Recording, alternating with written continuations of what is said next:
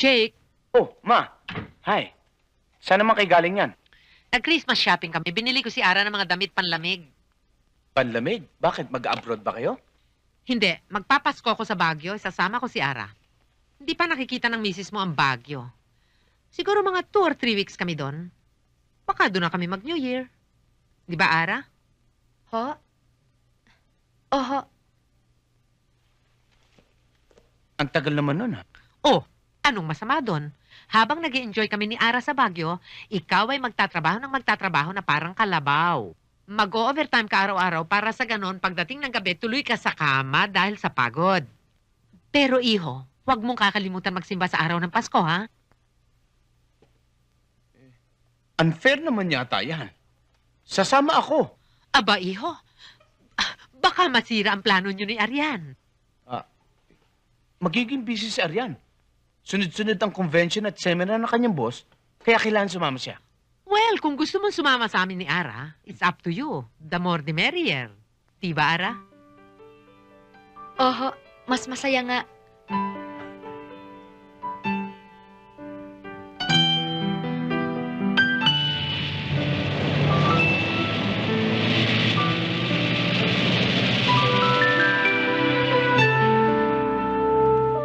Gusto mo? Bagyong hangin. Ma? No, thank you.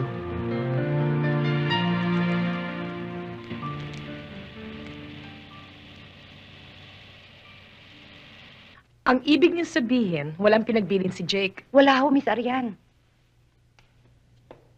Sino ba nakaisip ng bakasyon na to? Si Senyor Amelia po, Miss. O baka kapritsyo lang nito ni Ara. Naku, hindi ho. Sunod-sunuran lang ho si Senyorita Ara sa mag-ina. O hanggang kailan daw sila ron? Ewan ko lang ho. Ibigay mo nga sa aking address nila sa Baguio. Sandali lang ho, kukunin ko, Miss.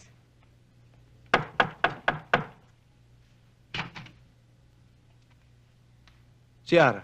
Nasa Baguio ho.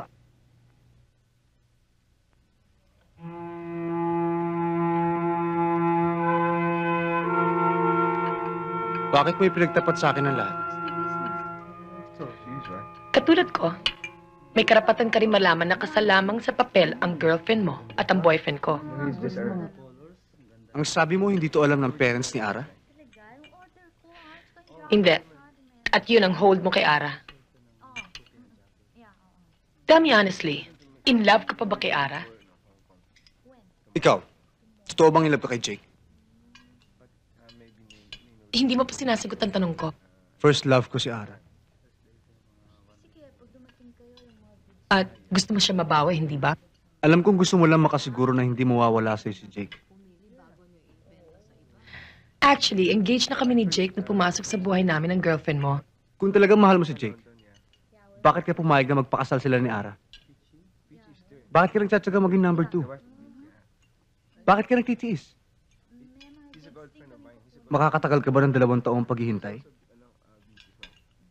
Bago mahuli ang lahat, Henry, kailangan kumilos tayo kaagad.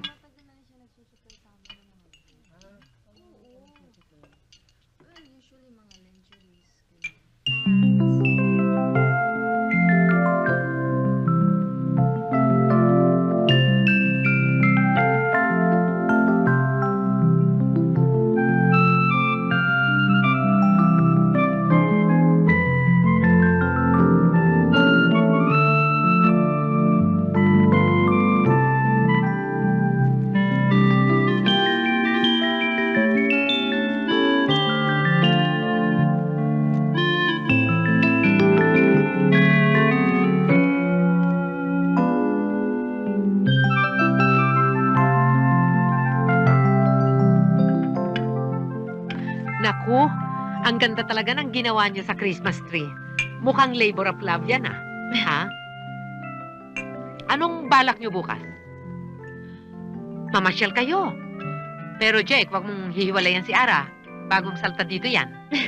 Hindi kayo sasama sa amin? Naku, Iha, memoryado ko ang buong Baguio. I think I'll just stay home and catch up on my reading. Excited ka ba? Ngayon lang kasi ako nakarating dito eh. Marami na akong naririnig na magagandang bagay tungkol dito sa lugar na ito.